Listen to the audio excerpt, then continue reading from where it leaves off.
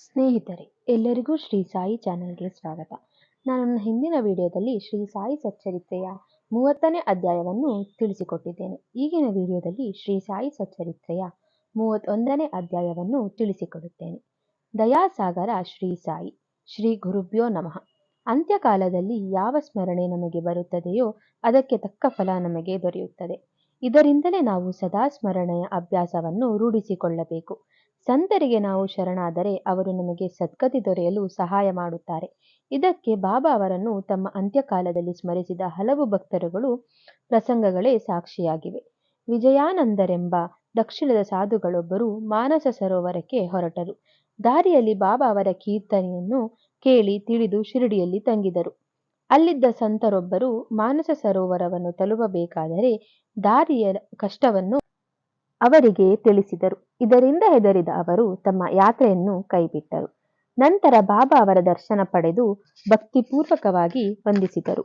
ಬಾಬಾ ಕೋಪದಿಂದ ಈ ಸನ್ಯಾಸಿಯನ್ನು ಹೊರಗೆ ಓಡಿಸಿ ಎಂದರು. ವಿಜಯಾನಂದರಿಗೆ ಇದರ ಅರ್ಥ ತಿಳಿಯದೆ ಅಲ್ಲೇ ನಿಂತರು. ಜಾತಿ ಮತ ಭೇದವಿಲ್ಲದ ಅನೇಕ ಭಕ್ತರು ಅನೇಕ ರೀತಿ ಬಾಬಾ ಅವರನ್ನು ಪೂಜಿಸುತ್ತಿದ್ದರು. ಹೀಗೆ ಶಿರಡಿಯಲ್ಲಿ ಅವರು 2 ದಿನಗಳನ್ನು ಕಳೆದರು.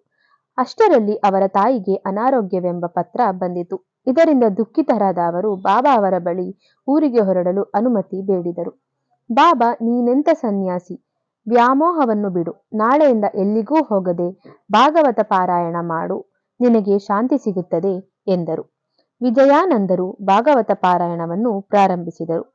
ವಿಜಯಾನಂದರ ಅಂತ್ಯಕಾಲವು ಸಮೀಪಿಸುವುದರಿಂದ ಅರಿತ ಸರ್ವಜ್ಞ ಬಾಬಾ ಆ ಸನ್ಯಾಸಿಗೆ ಶ್ರೀರಾಮ ವಿಜಯ ಪಾರಾಯಣ ಮಾಡಲು ತಿಳಿಸಿದರು. ನಂತರ ಕೆಲವೇ ದಿನಗಳಲ್ಲಿ ವಿಜಯಾನಂದರು ದೇಹತ್ಯಾಗ ಮಾಡಿದರು. ಬಾಬಾ ಅವರು ಈ ಸನ್ಯಾಸಿಗೆ ಸದ್ಗತಿ ನೀಡಿದರು. ಬಾಳಾರಾಮ್ ಮಾಣಕರ್ ಬಾಬಾ ಅವರ ಭಕ್ತರು. ತಮ್ಮ ಪತ್ನಿಯ ಕಾಲವಾದ ನಂತರ ಮನೆಯ ಜವಾಬ್ದಾರಿಯನ್ನು ಮಗನಿಗೊಪ್ಪಿಸಿ ಅವರು ಶಿರಡಿಗೆ ಬಂದು ನೆಲೆಸಿದರು. ಬಾಬಾ ಮಾನಕರರಿಗೆ 12 ರೂಪಾಯಿ ನೀಡಿ ಹೋಗು ಮಚ್ಚೇಂದ್ರಗಡಿಯಲ್ಲಿದ್ದು ಎಂದರು. ಮಾನಕರರಿಗೆ ಇದು ಇಷ್ಟವಾಗಲಿಲ್ಲ. ಹೋಗಲಿ, ದಿನಕ್ಕೊಮ್ಮೆಯಾದರೂ ಅಲ್ಲಿ ಸ್ವಲ್ಪ ಹೊತ್ತು ಧ್ಯಾನ ಮಾಡು ಎಂದರು. ಮಾನಕರರು ಮಚ್ಚೇಂದ್ರಗಳದ ಪ್ರಕೃತಿ ಸೌಂದರ್ಯವನ್ನು ನೋಡಿ ಇದು ಧ್ಯಾನಕ್ಕೆ ಅತ್ಯುತ್ತಮ ಸ್ಥಳ ಎಂದು ನಿರ್ಧರಿಸಿದರು. ಅವರಿಗೆ ಕೆಲವು ದಿನಗಳ ನಂತರ ಜ್ಞಾನೋದಯವಾಯಿತು. ಸಾಯಿಯವರ ದರ್ಶನ ನೀಡಿದರು. ನನ್ನನ್ನೇಕೆ ಇಲ್ಲಿಗೆ ಕಳುಹಿಸಿದಿರಿ ಎಂದು ಕೇಳಲು ಬಾಬಾ ಶಿರಡಿಯಲ್ಲಿ ಅವರ ಮನಸ್ಸು ಸ್ಥಿರವಾಗಿರಲಿಲ್ಲವೆಂದು ಅದಕ್ಕಾಗಿ ಇಲ್ಲಿಗೆ ಕಳುಹಿಸಬೇಕಾಯಿತೆಂದು ಸೂಚಿಸಿದರು. ನಂತರ ಮಾನಕರರು ಬಾಂದ್ರಾಗೆ ಹೋದರು. ರೈಲ್ವೆ ನಿಲ್ದಾಣದಲ್ಲಿ ಅವರಿಗೆ ಟಿಕೆಟು ದೊರೆಯಲಿಲ್ಲ. ಆಗ ಹಳ್ಳಿಗಳೊಬ್ಬನ ಅವರ ಬಳಿಗೆ ಬಂದು, ನನಗೆ ಈಗ ತುರ್ತು ಕೆಲಸವಿದೆ, ನಾನು ಈಗ ಪ್ರಯಾಣ ಮಾಡಲಾರೆ, ನೀವು ದಯಮಾಡಿ ಟಿಕೆಟ್ ತೆಗೆದುಕೊಳ್ಳಿ ಎಂದು ಹೇಳಿದರು. ಅವನಿಗೆ ಹಣ ಎಣಿಸಿಕೊಡುವಷ್ಟರಲ್ಲಿ ಗದ್ದಲದಲ್ಲಿ ಎಲ್ಲೋ ಮಾಯವಾಗಿದ್ದನು. ಇದು ಬಾಬಾ ಅವರಲ್ಲದೆ ಬೇರೆ ಯಾರು? ಮತ್ತೆ ಮಾನಕರರು ಶಿರಡಿಗೆ ಬಂದರು. ಬಾಬಾ ಅವರ ಸಮ್ಮುಖದಲ್ಲೇ ದೇಹತ್ಯಾಗ ಮಾಡುವ ಸಹಯೋಗ ಅವರಿಗೆ ಸಿಕ್ಕಿತು. ತಾತ್ಯಾ ಸಾಹೇಬ ನೂಲಕರ ನಾನಾ ಸಾಹೇಬರಿಗೆ ಗೆಳೆಯರಾಗಿದ್ದರು. ಒಮ್ಮೆ ನಾನಾ ಅವರು ಶಿರಡಿಗೆ ಹೋಗಲು ಅವರನ್ನು ಹೊರಡಿಸಿದಾಗ 2 ಷರತ್ತುಗಳ ಮೇಲೆ ಅಲ್ಲಿಗೆ ಬರುತ್ತೇನೆಂದರು. ಬ್ರಾಹ್ಮಣ ಅಡುಗೆಯವನು ಬೇಕು ಹಾಗೂ ಬಾಬಾ ಅವರಿಗೆ ಅರ್ಪಿಸಲು ಕಿತ್ತಳೆ ಹಣ್ಣು, ಇವೇ ಆ ಷರತ್ತುಗಳು. ಇವೆರಡು ಈಡೇರಿದವು. ಆಗ ನಿಧಾನವಾಗಿ ಬಾಬಾ ಅವರ ಮಹಿಮೆಯ ಬಗ್ಗೆ ಅವರಿಗೆ ಅರ್ಥವಾಯಿತು. ತಾತ್ಯಾ ಅವರು ಬಾಬಾ ಅವರ ಆಪ್ತರಲ್ಲೊಬ್ಬರಾದರು. ಅಂತ್ಯಕಾಲದಲ್ಲಿ ಬಾಬಾ ಅವರನ್ನು ಆಶೀರ್ವದಿಸಿ, ಇವನಿಗೆ ಇನ್ನೂ ಪೂರ್ವಜನ್ಮವಿಲ್ಲ ಎಂದರು. ಇದೇ ರೀತಿ ಮೇಘಾನಿಗೂ ಅಂತ್ಯಕಾಲದಲ್ಲಿ ಬಾಬಾ ಆಶೀರ್ವದಿಸಿ ಸದ್ಗತಿ ನೀಡಿದರು. ಮೇಘ ಮೃತರಾದಾಗ ಬಾಬಾ ಸಾಮಾನ್ಯರಂತೆ ದುಃಖಿಸಿ ಕಣ್ಣೀರು ಹಾಕಿದರು.